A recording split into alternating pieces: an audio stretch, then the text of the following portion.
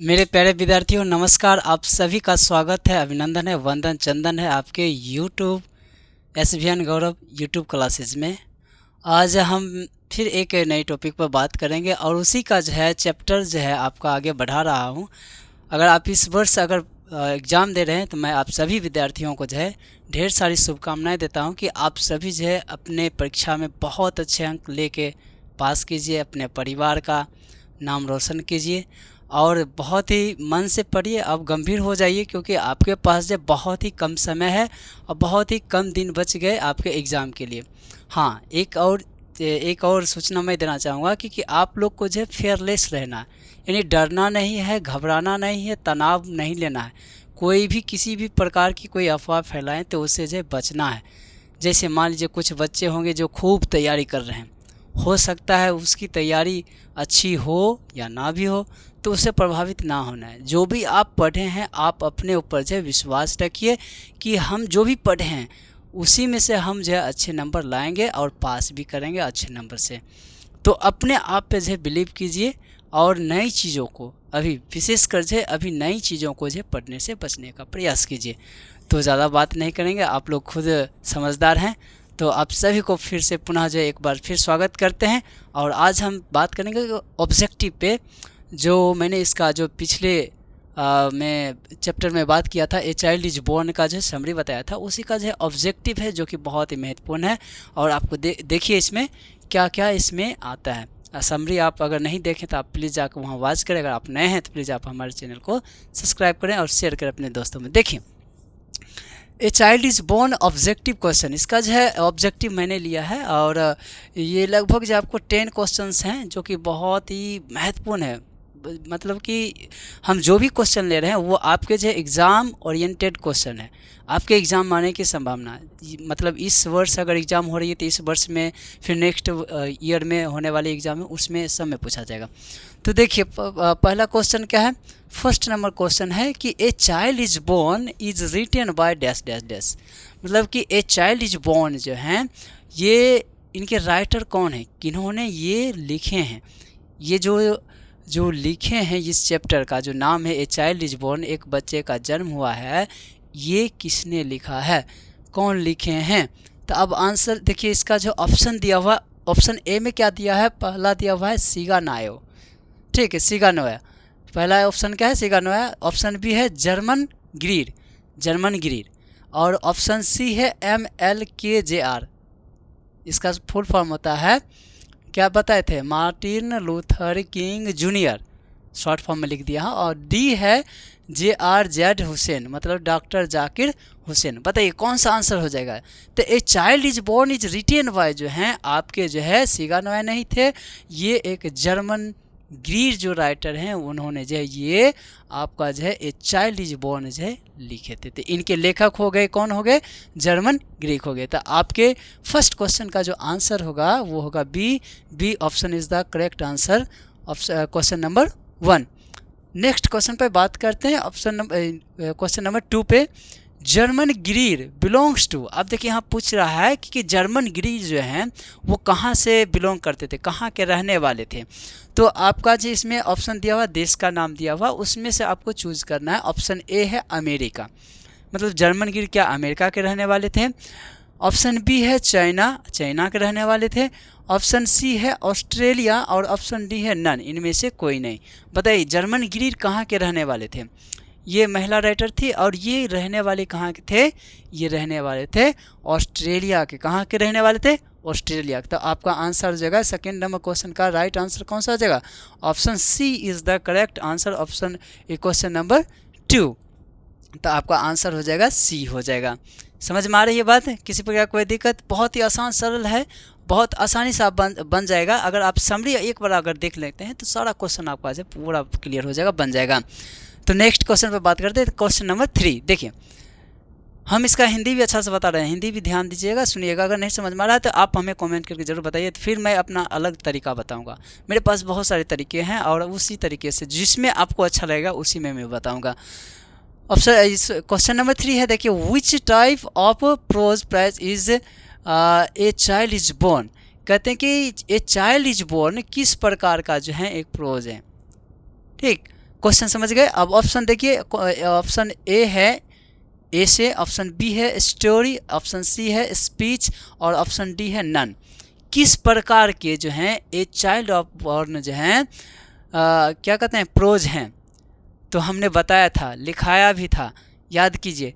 यह एक स्टोरी नहीं है, कहानी नहीं। इसका देखिए हिंदी होता है ए से मतलब निबंध, इसका कहानी होता है, स्पीच में भाषण होता है और नन में होता है कोई नहीं।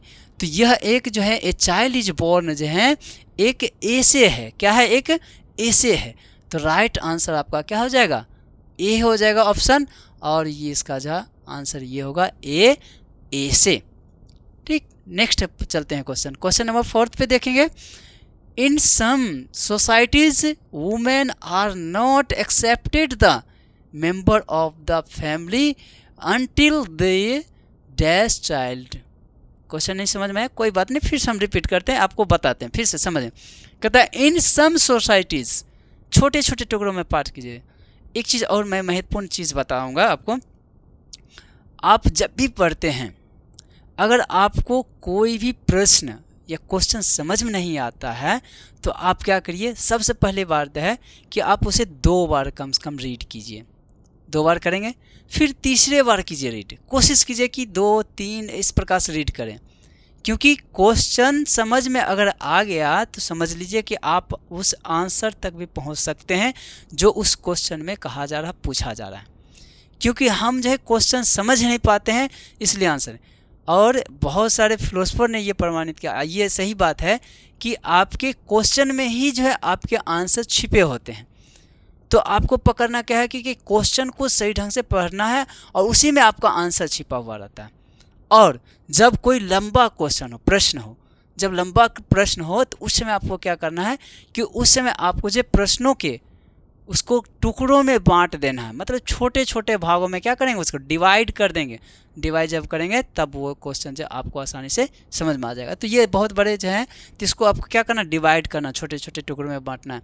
तो कहता है इन सम सोसाइटीज़, मतलब कि कुछ समाज में, बस छोटा छोटा टुकड़ा कीजिए। कुछ समाज में वुमेन मीन्स महिलाएं, इतना तो आप जानते ही आर हैं, नॉट एक्सेप्टेड, एक्सेप्टेड स्वीकार नहीं किए जाते हैं, the member of the family until they dash childhood. मतलब कि कुछ ऐसे सोसाइटी हैं जिसमें महिलाओं को जो है एक्सेप्ट नहीं किया जाता है। कब, जब वो जो है बच्चे को, चाइल्ड जो है अनटिल दे डैश चाइल्ड, मतलब कि क्या होगा यहाँ पे ऑप्शन ए है टीच, जब वो बच्चों को पढ़ाते हैं तब वो उस महिला को एक्सेप्ट किया जाता है, टीच मीन्स होता पढ़ाना। और ऑप्शन बी है गिव बर्थ, जब बच्चों को जन्म देती है वो महिलाएं तब वो फैमिली जो है, वो परिवार जो है उसे एक्सेप्ट करता है। ऑप्शन सी है केयर, जब बच्चों की देखभाल करते हैं तब वो परिवार जो है उस महिला को एक्सेप्ट करता है। ऑप्शन डी है नन। तो कौन सा आंसर हो जाएगा, आप समझ गए होंगे, आपका आंसर राइट है।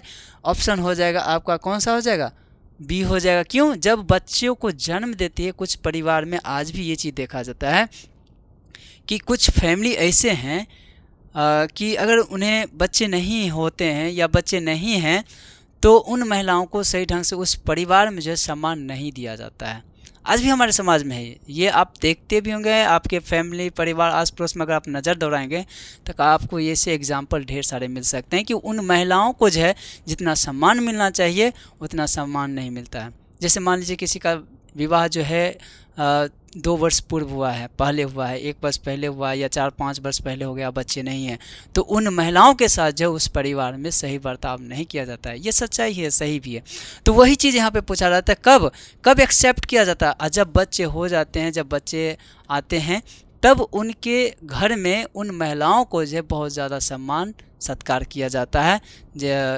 कब, जब चाइल्ड जो है बर्थ होता है तब। तो गिवन द बर्थ, जब बच्चे को देते हैं, जन्म देते हैं, तब जाकर उस महिला को क्या किया जाता है, कुछ समाज में आज भी ये धारणाएं बनी हुई है, तब उस बच्चे को जो है एक्सेप्ट किया जाता है और उसके साथ साथ उस माँ को भी एक्सेप्ट किया जाता है। लेकिन हमारे समाज की एक और सच्चाई है कि आज भी हमारे समाज में अगर बच्चियाँ अगर जन्म लेती है, लड़कियाँ अगर जन्म लेती है, तो फिर भी उसमें जो है महिलाओं को जो है देखा जाता है कि थोड़ा सा उसका जो भाव जो होता है, आप समझ जाएंगे कि वो भाव उस प्रकार से नहीं है जिस प्रकार से जब उसके घर में कोई मेल मतलब बच्चा का पैदा हो या जब बेटा अगर पैदा होता है तो उस समय जो भाव रहता है, बेटी जब पैदा होती है तो उस समय उस प्रकार से भाव नहीं रहता है, जो कि ये आज हमारे समाज के लिए एक अच्छी बात ही नहीं है। हम लोग वेल एजुकेटेड सोसाइटी में आप प्रवेश कर रहे हैं भी और हम लोग समझदार भी हैं, लेकिन फिर भी हम लोग इस चीज़ को मानते आ रहे हैं। तो नेक्स्ट क्वेश्चन पर बात करते हैं। क्वेश्चन नंबर है 5। देखिए तो इसका आंसर हो जाएगा, राइट आंसर देता है ऑप्शन नंबर बी। ठीक, 4th नंबर क्वेश्चन का हो जाएगा। 5 नंबर क्वेश्चन देखिए, कहता है कि इन ट्रेडिशनल सोसाइटीज़, देखिए ध्यान से देखिए, in traditional societies when the child is 7 days, कितने डेज? 7 डेज में 7 दिन, old dash ceremony is kept. अब देखिए इसमें से बता रहा है कि कुछ ट्रेडिशनल सोसाइटियाँ, मैं इस वर्ड पे थोड़ा सा फोकस करना चाहूँगा। ट्रेडिशनल सोसाइटीज़ क्या होता है? देखिए पारंपरिक समाज, ठीक, सोसाइटी में सामाजिक। देखिए हम जो जिस समाज में रहते हैं, हमारी कुछ ऐसी परंपराएं हैं जो हमारे पूर्वजों से चलती आ रही है, उस चीज़ों को फॉलो करते आ रहे हैं। जैसे पहले क्या होता था कि आज भी होता है कि जब कोई माँ जो है गर्भवती होती है महिलाएं, तो उनकी गोद भराई की जाती है, आज भी वो रस्म है। ये भी ट्रेडिशनल एक सोसाइटी का एक पहचान है। ठीक है, जब बच्चे जन्म लेते हैं तब उस समय जो है उस समय भी हम एक प्रोग्राम करते हैं। ठीक, और जब छठी जो 6 डेज होता है, कहीं कहीं 7 डेज में मनाया जाता है, बताएंगे कि किस देश में 7 डेज में मनाया जाता है। तो 6 डेज में भी हम लोग छठी के रूप में मनाते हैं। तो उस दिन बच्चे के माँ को, बच्चे को और उनके क्या कहते सभी, उस दिन बच्चे का नामकरण होता है और उनके परिवार को क्लोथ मतलब कपड़ा दिया जाता है, उपहार दिया जाता है, इस प्रकार से भेंट प्रदान की जाती है।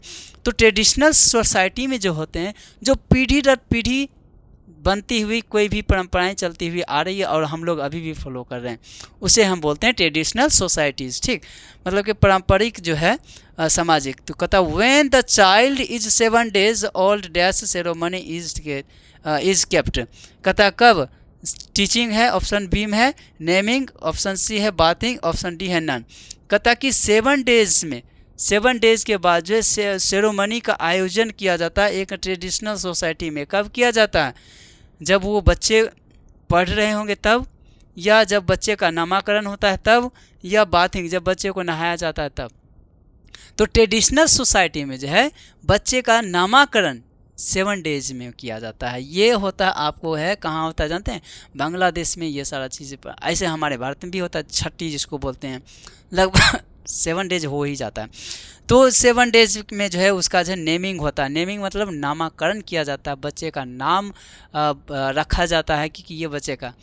कभी कभार क्या होता है घरों में कि मम्मी पापा अलग नाम रखेंगे, मम्मी कहीं प्यार से अलग नाम रख दी, पापा कुछ और नाम, दादा दादी हैं तो वो अलग से प्यार से अपने बच्चे का नाम रख देते हैं। अगर कोई फुआ है उनके घर में, ठीक है, फुआ है, मौसी है या नानी है, तो दुलार से कुछ और नाम रख देते हैं। तो एक बच्चे का जो है नाम जो है लगभग ढेर सारा नाम हो जाता है। आपके घर में भी आपका भी नाम जो है, एक फैमिली में आपके भी 1 2 नाम 3 नाम ऐसे प्यार से रखा जाता है। और कुछ नाम जो है आपके दोस्तों के द्वारा भी दिया जाता है, कुछ नाम जो है आपके कर्मों से भी मिल जाता है। आप जिस प्रकार से काम कीजिएगा, जिस प्रकार से आपका हुलिया होगा, उस प्रकार से आपका नामकरण भी किया जाता है। तो इस प्रकार से भी नामकरण किया जाता है। तो ट्रेडिशनल सोसाइटी में 7 डेज के बाद जो नेमिंग किया जाता है, उसका नामकरण किया जाता है, नाम रखा जाता है और एक फंक्शन सेरेमनी का क्या किया जाता है? आयोजन किया जाता है।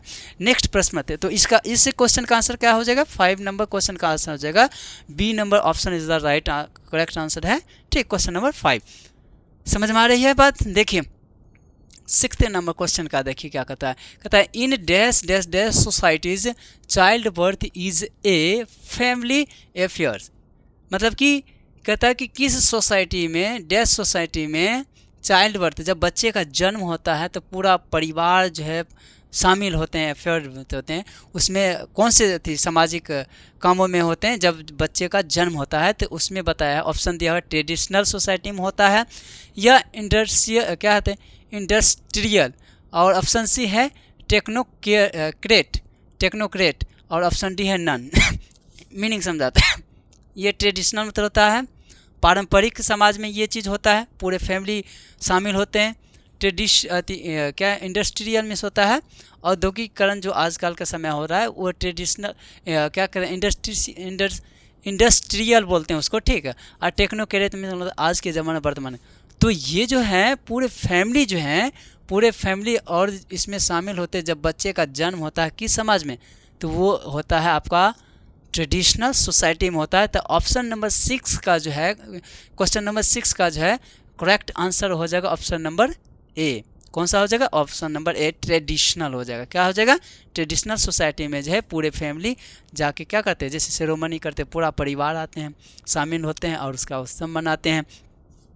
नेक्स्ट क्वेश्चन पे बात करते हैं 7th नंबर क्वेश्चन पर। Dash dash dash is an extract from sex and destiny the politics of human fertility. देखिए अब यहाँ पे पूछा क्या जा रहा है, प्रश्न क्या कर रहा है कि dash is an extract from sex and destiny. ये एक किताब का नाम है, ठीक है। ये किताब है, कहता है the politics of human fertility, और ये जो है किताब का जो है टाइटल है, ठीक। ये किससे लिया गया है, वही चीज़ पूछा जा रहा है, ये किससे लिया गया है। ये किताब आप जब पूरे चैप्टर पढ़ेंगे तब उसमें आपको लिखा रहेगा। ऑप्शन नंबर ए है the artist, the artist, option B है ए चाइल्ड इज बॉर्न, और सी है ए पिंच ऑफ स्नफ, और डी है द अर्थ। तो कौन सा हो जाएगा? तो ये जो है क्या कहते हैं, सेक्स एंड डेस्टिनी जो है ये आपके जो है ए चाइल्ड इज बोर्न से लिया गया है। किससे लिया गया है? ए चाइल्ड इज बोर्न से लिया गया है, जो एक ऐसे है, ठीक है। ए चाइल्ड इज बोर्न, इसी से ये जो है निकला गया। मतलब इसका संबंध किससे? इससे है। ये किताब है जो जर्मन ग्रीक जो हैं, एक फेमिनिस्ट राइटर हैं, नारीवादित राइटर हैं, जो कि नारियों पे जो है, पारिवारिक चीज़ों पर जो है बहुत अच्छे कहानियाँ लिखते हैं और अच्छे अच्छे क्या कहते हैं निबंध लिखते हैं। तो वो फेमिनिस्ट राइटर हैं, तो उन्हीं की एक किताब है, उसी से ये क्या किया गया, लिया गया है। तो ऑप्शन नंबर आपका 7th का कौन सा हो जाएगा? B is the correct answer, question number 7th। Next बात करते हैं 8th नंबर कि जनरली जो होता है क्या है, pregnant women is sent to her dash home for child birth. साधारणतः यह देखा जाता है कि जब प्रेग्नेंट वुमेन होते हैं, जब महिलाएं गर्भावस्था में होती है, गर्भवती होती है, तो उस समय जो उनको भेजा जाता है होम फॉर चाइल्ड बर्थ, और बच्चे के जन्म के लिए जो उन्हें कहाँ भेजा जाता है वही बताना है। कहाँ भेजा जाता है जन्म, जब बच्चे जब गर्भवती महिलाएं रहती हैं तो उन्हें कहाँ भेजा जाता है? तो वही चीज़ यहाँ ऑप्शन ए है, विलेज, गांव भेजा जाता है। ऑप्शन बी है पेरेंट्स, मतलब माता पिता के यहाँ भेजा जाता है। ऑप्शन सी है रिमोट प्लेस में क्या होता है, मतलब कि दुर्गम क्षेत्र में जाके भेज दिया जाता है कि जाओ उधरे मरो। और ऑप्शन डी है रिलेटिव्स, किसी के मतलब किसी संबंधी के यहाँ भेजा जाता। तो बताइए इसका आंसर क्या होगा? जनरली होता है क्या है कि जब भी कोई भी महिलाएं गर्भवती होती है तो पहला बच्चा जो होता है कोशिश किया जाता है कि उनके पेरेंट्स के पास भेजा जाए। पेरेंट्स का मतलब कि उनके माता पिता, मतलब अपने घर पे जहाँ बच्चे का जो है, जो बच्चे आएंगे उनका ननिहाल हो जाएगा वहीं पे उनको भेजा जाता है। तो अपने पेरेंट्स के पास जो उनको क्या किया जाता है, सेंड किया जाता है, भेजा जाता है। इस वजह से भेजा जाता है कि क्योंकि वहाँ पे उनको जो ज़्यादा क्या कहते हैं, एक तरह से बच्चों का केयर किया जाता है और ज़्यादा बहुत कुछ उनको वहाँ पे घर पे मिलता है, इसलिए जो है बच्चों को अक्सर भेजा जाता है। ये ट्रेडिशनल सोसाइटी में आज भी ये परंपराएं हैं और ये चलती आ रही है। तो ऑप्शन क्वेश्चन नंबर 8 का जो है ऑप्शन आंसर जो हो जाएगा option number B is the correct answer, question number 8। Next question पे बात करते हैं 9th number. German greed is best known as a dash dash dash, मतलब जर्मन ग्रीड को सबसे अच्छे रूप में जाना जाता है। किस रूप में जाना जाता है? ऑप्शन है नॉवलिस्ट हो गया, ऑप्शन बी है फेमिनिस्ट राइटर, और ऑप्शन सी है जर्नलिस्ट, और ऑप्शन डी है हिस्टोरियन। नॉवलिस्ट में होता है उपन्यासकार के रूप में जाना जाता है, या फेमिनिस्ट राइटर मतलब बताए तभी नारित्व जो क्या कहते हैं नारी के बारे में लिखने वाले राइटर को नारी तो फेमिनिस्ट बोलते हैं, नारीवाद बोलते हैं। और सी हो गया जर्नलिस्ट, मतलब कि जर्नलिस्ट आप समझते हैं जो कि न्यूज एंकरिंग करता है, जो जर्नलिस्ट बोलते हैं, जिसको पत्रकार बोलते हैं। और डी है हिस्टोरियन। हिस्टोरियन मतलब होता है कि ऐतिहासिक, हिस्टोरियन मतलब क्या कहते हैं, हिस्टोरियन इतिहास के जानकार जो होते हैं उसको हिस्टोरियन बोला जाता है। तो बताइए जर्मन ग्रीक जो हैं best known as a dash dash dash किसके रूप में जाना जाता है? तो जर्मन ग्रीक जो है एक फेमिनिस्ट राइटर के रूप में जाना जाता है। किसके रूप में? तो फेमिनिस्ट। तो आपका क्वेश्चन नंबर 9 का जो करेक्ट आंसर होगा वो होगा option number B is the correct answer. Feminist writer is the correct answer question number 9। तो जर्मन ग्रीक जो है best known as feminist writer. यहाँ तक कोई दिक्कत, किसी प्रकार कोई प्रश्न? लास्ट क्वेश्चन आप पे बात करेंगे, 10th नंबर है, new clothes are bought for dash dash dash. कहते हैं नए कपड़े जो हैं खरीदे जाते हैं किसके लिए? ऑप्शन ए है द मदर, मम्मी के लिए, जब बच्चे का जन्म होता है उस समय की बात बता रहा। ऑप्शन बी है द बेबी, बच्चे के लिए। ऑप्शन सी है बोथ, और ऑप्शन डी है नन। बताइए कौन सा होगा? अब बताइए कौन सा होगा? बहुत ही आसान क्वेश्चन है, ये आंसर कौन सा होगा? New clothes and bought for dash, बच्चे के माँ के लिए खरीदा जाता है, या सिर्फ बच्चे के लिए खरीदा जाता है, या बच्चे के माँ और बच्चे के लिए दोनों के लिए खरीदा जाता है, या इनमें से कोई दोनों के लिए नहीं? तो बताइए। तो देखिए ट्रेडिशनल सोसाइटी में आज भी है कि जब भी कोई बच्चे का जन्म होता है, बर्थ होता है, तो बच्चे के माँ के लिए भी और बच्चों के लिए भी, दोनों के लिए जो है क्लॉथ खरीदे जाते हैं। तो क्वेश्चन नंबर आपका जो है ये 10th का जो है राइट आंसर हो जाएगा, बोथ हो जाएगा, यानी कि option number C is the correct answer question number 10, यानी कि मदर और बेबी दोनों के लिए जो है खरीदा जाता है। तो ये आपका जो 10th नंबर का जो आंसर होगा ऑप्शन नंबर सी हो जाएगा ऑप्शन नंबर। ये आपका था चाइल्ड इज़ द बॉर्न का जो है ऑब्जेक्टिव था। कैसा लगा आपका ये सेशन? अगर आपको अच्छा लगा तो प्लीज़ आप जो है लाइक कर सकते हैं, शेयर कर सकते हैं, एक प्यारा सा कमेंट ज़रूर करें कि आप बताएं कि हमें कि फीडबैक दें कि कैसा आपको लगा है। अगर आपको अच्छा नहीं लगा तो फिर भी लिखें, और आप समझदार तो हैं ही और इस चीज़ में आप लोग तो माहिर हैं, तो अगर कुछ भी ठीक लगे तो प्लीज़ आप मैसेज आप कर सकते हैं। अगर आप नए हैं तो प्लीज़ आप हमारे चैनल को सब्सक्राइब कर सकते हैं। अपने ग्रुप में ज़रूर सेंड करें, जो भी आपका जो है ग्रुप है दोस्तों का उसमें ज़रूर सेंड करें, और उन्हें बताएं कि सर जो है आप ऑनलाइन क्लास शुरू किए हैं और आप लोग आइए, वेलकम है, स्वागत है आप सभी का। आप इसी तरह से मस्ती में पढ़ते रहिए, डरना नहीं है, एग्ज़ाम की तैयारी अच्छे से करते रहिए और हम आपके साथ हैं, कराएँगे। तो फिर मिलते हैं नई वीडियो में, तब तक आप मस्त रहिए, व्यस्त रहिए, मुझे इजाज़त दीजिए, नमस्कार, लव यू।